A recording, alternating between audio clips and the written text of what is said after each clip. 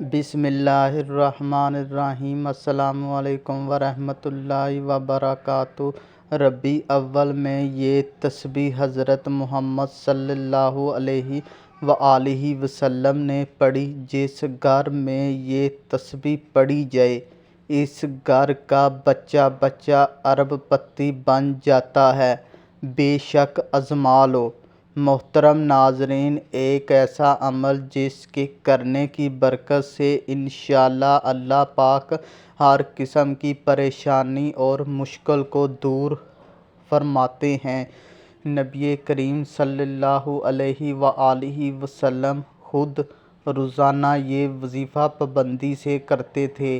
ہر مشکل کا فوری حل یعنی نبوی وظیفہ ہے۔ اس عمل سے متعلق ایک راوی کہتے ہیں کہ ہم نے رسول اللہ صلی اللہ علیہ وآلہ وسلم سے کہا کہ یا رسول اللہ، کیا ہم اس کو سیکھ لیں؟ نہیں۔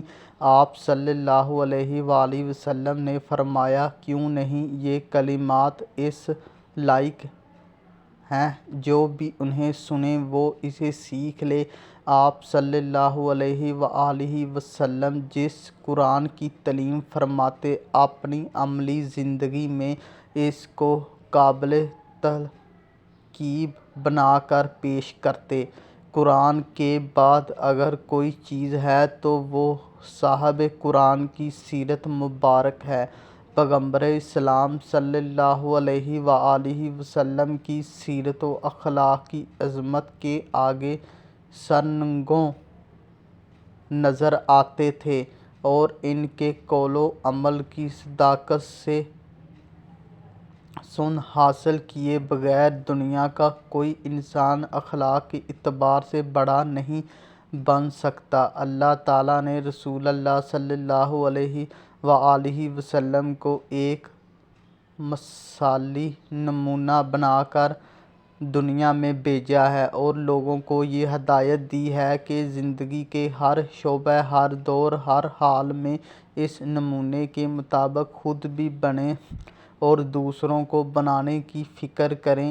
لہٰذا آپ کو کسی بھی قسم کی پریشانی ہو، دنیاوی یا دینی ہو، جسمانی یا کاروباری پریشانی ہو، آپ کی اولاد کے رشتے نہ آنے کی پریشانی ہو، ملازمت یا کاروبار میں نقصان ہو رہا ہو، ملازمت نہ مل رہی ہو، امتحانات میں کسی مشکل کا سامنا ہو، کسی بھی قسم کی پریشانی جس میں آپ مبتلا ہوں، جس کی وجہ سے آپ پریشان ہوں، تو آپ اس مختصر اور آسان عمل کو اپنی زندگی کا معمول بنا لیجئے۔ انشاءاللہ عمل کی برکت سے اللہ پاک اپنا خاص فضل فرمائیں گے۔ تو ناظرین، اگر آپ چاہتے ہیں کہ آپ کو اس وظیفے کا پورا فائدہ ہو تو اس ویڈیو کو آخر تک ضرور دیکھیے گا۔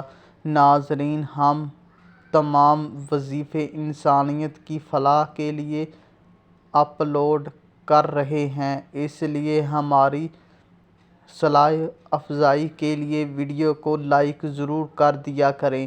محترم ناظرین، پروردگار عالم نے اپنے پیارے حبیب محمد مصطفیٰ احمد مجتبیٰ صلی اللہ علیہ وآلہ وسلم کو تمام جہانوں والوں کے لیے رحمت بنا کر بھیجا۔ آیت میں مذکورہ لفظ عالمین عالم کی جمع ہے، جس میں ساری مخلوقات، انسان، فرشتے، جنات، حیوانات، نباتات، جمادات سب ہی داخل ہیں۔ رسول کریم صلی اللہ علیہ وآلہ وسلم ان سب کے لیے رحمت اس طور پر ہیں کہ دنیا میں قیامت تک اللہ تعالیٰ کا ذکر، تسبیح، اس کی عبادت بندگی آپ صلی اللہ علیہ وآلہ وسلم کے دم سے قائم اور آپ کی تعلیمات کی برکت سے جاری و ساری ہے۔ یہی وجہ ہے کہ جب زمین پر کوئی بھی اللہ اللہ کہنے والا نہیں رہے گا تو قیامت آ جائے گی۔ صحیح مسلم میں حضرت ابو ہریرہ سے روایت ہے کہ نبی کریم صلی اللہ علیہ وآلہ وسلم نے ارشاد فرمایا کہ میری اور میری امت کی مثال ایسے ہے جیسے کسی شخص نے آگ جلائی تو پروانے پتنگ آ کر اس میں گرنے لگے۔ میں تمہیں کمر سے پکڑ پکڑ کر کھینچتا ہوں تو میں اس میں چوٹ کر کرتے ہو، یعنی میرے منع کرنے کے باوجود اللہ کی نافرمانی، فسق فجور کا ارتکاب کر کے جہنم کی آگ میں گرنے لگتے ہو۔ آپ کی رحمت انسانوں میں مومن کافر دونوں کے لیے عام ہے۔ صحیح مسلم میں حضرت ابو ہریرہ سے روایت ہے کہ آپ صلی اللہ علیہ وآلہ وسلم سے التماس کی گئی کہ اے اللہ کے رسول صلی اللہ علیہ وآلہ وسلم مشرکوں کے لیے بد دعا فرمائیں۔ آپ صلی اللہ علیہ وآلہ وسلم نے فرمایا کہ میں لوگوں کے لعنت کرنے والا بنا کر نہیں بھیجا گیا ہوں بلکہ مجھے رحمت بنا کر بھیجا گیا ہے۔ ایک حدیث میں آیا ہے، اے پیارے حبیب صلی اللہ علیہ وآلہ وسلم، تو نہ ہوتا تو میں دنیا کو نہ بناتا۔ ایک حدیث قدسی میں فرمایا گیا، اے میرے نبی، اگر آپ صلی اللہ علیہ وآلہ وسلم کو پیدا کرنا مقصود نہ ہوتا تو میں آسمانوں کو بھی پیدا نہ کرتا۔ حضرت محمد صلی اللہ علیہ وآلہ وسلم کی ولادت باسعادت اللہ تعالیٰ کی عظیم ترین نعمتوں میں سے ایک نعمت ہے۔ ناظرین اکرام، ایک بزرگ تھے جن کے پاس کچھ طلباء بھی رہتے تھے جو ان سے دین کا علم سیکھتے تھے۔ چنانچہ دن کے مختلف اوقات میں عوام الناس اس نافع وجود سے مستفید ہونے کے لیے آتے تھے، اپنی حاجات کے لیے دعائیں کراتے تھے۔ وہ بزرگ ایک دن اپنے طلباء کے ساتھ بیٹھتے تھے۔ ایک شخص آیا، اس نے درخواست کی، اے حضور، میں بہت گناہ گار ہوں، میں نے ساری زندگی گناہ کیے، میرے لیے دعا کریں کہ اللہ پاک میرے گناہ معاف کر دے۔ ان بزرگ نے ایسے نصیحت کی کہ یہ ایک تسبیح روزانہ کر لیا کریں۔ وہ شخص چلا گیا۔ اس کے پاس ایک اور شخص آیا اور شکایت کی کہ ایک لمبے عرصے سے ہمارے ہاں بارشیں نہیں ہو رہیں جن سے ہماری فصلیں تباہ ہو رہی ہیں، آپ دعا کر دیں کہ اللہ پاک ہم پر اپنی رحمت فرمائے اور ہماری فصلیں تباہ ہونے سے بچ جائیں اور ہماری خوراک کا بندوبست ہو جائے۔ ہم نے اس شخص کو اس وظیفے کی تلقین کی۔ ابھی کچھ ہی دیر گزر گئی تھی کہ تیسرا شخص آیا تو اس نے دعا کے لیے درخواست کی کہ میں بہت غریب انسان ہوں، میرے لیے دعا کریں کہ اللہ پاک میرے رزق میں فراوانی عطا کرے اور میری مالی مشکلات کو آسان کرے۔ ان بزرگ نے پھر وہی کہا کہ جو پہلے دو لوگوں کو کہا تھا۔ یہ سب معجزہ بزرگ کے طلباء بھی دیکھ رہے تھے اور حیران تھے کہ اتنے سوالی آئے اور انہوں نے اپنی مشکلات کا ذکر کیا، لیکن ہر بار ان بزرگ نے ایک ہی جواب دیا کہ کثرت سے استغفار پڑھو تو اللہ تمہاری مشکل حل کر دے گا۔ ان میں سے ایک طالب علم نے اس بارے میں پوچھ لیا، یہ کیا معجزہ ہے کہ ہر سوال کرنے پر آپ نے ایک ہی جواب دیا کہ کثرت سے استغفار کیا کرو؟ تو اس پر بزرگ نے فرمایا کہ میں نے اپنی طرف سے کوئی بات نہیں بتائی بلکہ جو قرآن کریم نے فرمایا ہے اس کا ذکر کیا ہے، اب استغفار کون سا کریں؟ جو بھی استغفار آپ کو یاد ہو، استغفر اللہ ربی من کل ذنب ما ذنب واتوب الیہ، یا پھر اس استغفر اللہ پڑھ لیں۔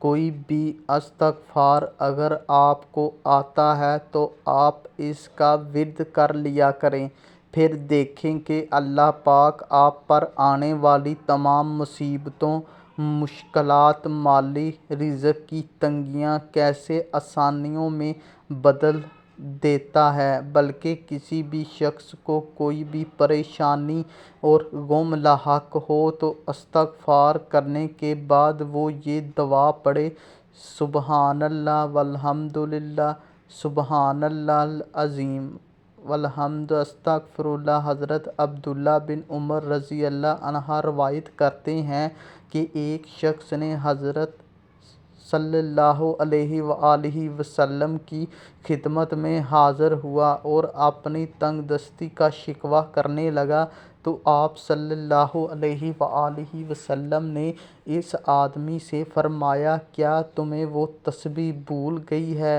جو ملائکہ کی تسبیح ہے، تمام مخلوقات کی تسبیح ہے، اس کے ذریعے سب کچھ رزق دیا جاتا ہے؟ حضرت عبداللہ بن عمر رضی اللہ عنہ نے عرض کیا، یا رسول اللہ، وہ کون سی تسبیح ہے؟ آپ پہلے ٹیک لگا کر تشریف فرما تھے تو آپ سیدھے ہو کر بیٹھ گئے اور آپ نے فرمایا، اے بن عمر، صبح صادق کے طلوع ہونے کے بعد سے لے کر نماز فجر تک کے درمیان یہ کلمات سبحان اللہ والحمد للہ، سبحان اللہ العظیم، استغفر اللہ 100 مرتبہ پڑھ لو تو دنیا تمہارے پاس ناک رگڑتی ہوئی آئے گی، اور اللہ تعالیٰ ہر اس کلمے کے بدلے جو تم کہو گے ایک فرشتہ پیدا فرمائیں گے جو قیامت تک تسبیح بیان کرتا رہے گا، اور اس کا ثواب تمہیں ملے گا۔ اللہ رب العزت کے حبیب صلی اللہ علیہ وآلہ وسلم نے امتیوں کے لیے کئی طرح سے رحمتوں اور وسعتوں کے دروازے کھولے ہیں۔ حدیث ملے کہ مطالبہ کرنے سے پتہ چلتا ہے کہ مظاہرہ چھوٹی چھوٹی نیکیوں پر بڑے بڑے ثوابوں کی بشارتیں ہیں۔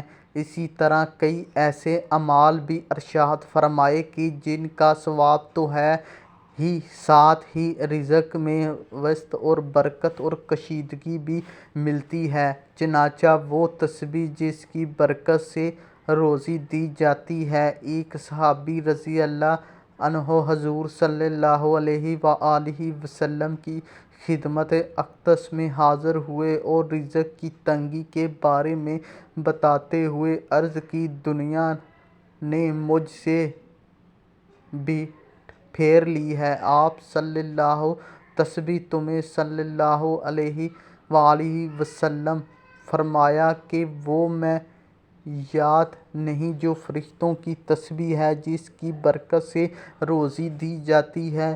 طلوع فجر کے ساتھ 100 بار کہا، سبحان اللہ وبحمدہ، سبحان اللہ العظیم وبحمدہ، استغفر اللہ، دنیا تیرے پاس ذلیل خوار ہو کر آئے گی۔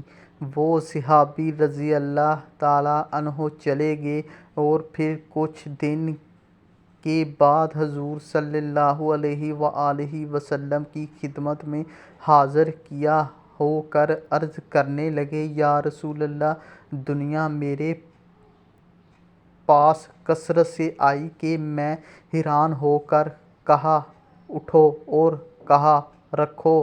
ربیع الاول کے مہینے میں کسی بھی نماز کے بعد اول آخر ایک تسبیح درود شریف کی کرنی ہے، اس کے بعد ایک تسبیح 100 دانوں والی سبحان اللہ وبحمدہ، سبحان اللہ العظیم وبحمدہ، استغفر اللہ کی پڑھ لیں، اور اس کے بعد اللہ تعالیٰ سے دعا مانگیں دعا ہے اللہ رب العالمین سے اللہ پاک ہمارے صغیرہ کبیرہ گناہوں کو معاف فرمائے اور ہمارے دلوں کو اپنی رغبت کی طرف پھیر دے، ہمارے سیدھے راستے پر چلنے اور نیک عمل کرنے والے لوگوں کے ساتھ شامل کر دے۔